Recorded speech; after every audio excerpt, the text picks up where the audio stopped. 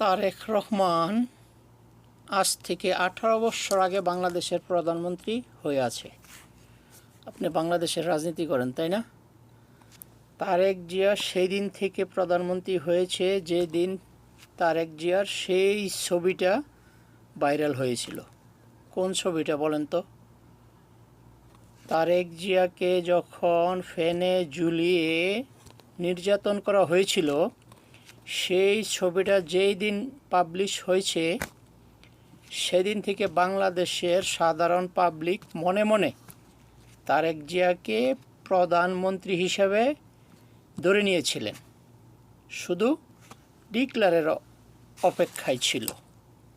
ঠিক আছে, বিগত কয়েক বছরে তো বাংলাদেশের রাজনীতিতে অনেক উত্থান পতন আপনারা দেখেছেন। আমরা তো দেশের বাইরে থেকে শুধু নিউজ দেখেছি, তাই না?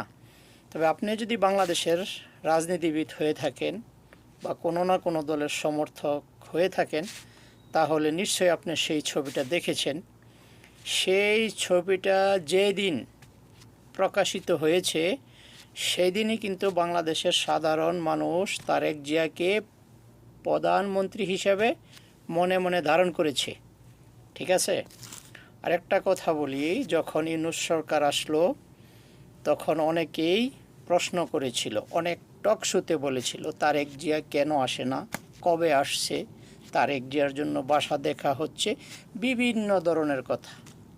তখন আমি বলেছিলাম ভিডিওতে, আমার এই ফেসবুক আইডিতে গিয়ে দেখবেন, আমি বলেছিলাম যে তফসিল ঘোষণা হওয়ার 1 সেকেন্ড আগেও তারেক জিয়া দেশে আসবে না, আসেনি। ঠিক আছে, আপনি তো রাজনীতি করেন।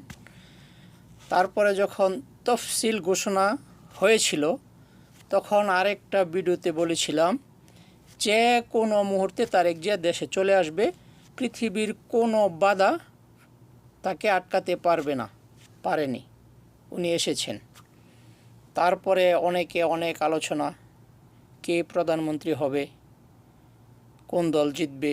কিন্তু ওই যে বললাম না, ওই ছবিটা যেই দিন পাবলিশ হয়েছিল সেদিন থেকে তারেক জিয়া বাংলাদেশের প্রধানমন্ত্রী হয়েই আছে, শুধু ডিক্লারের অপেক্ষায়। এই যে ডিক্লার হয়ে গেছে, বুঝতে পারছেন?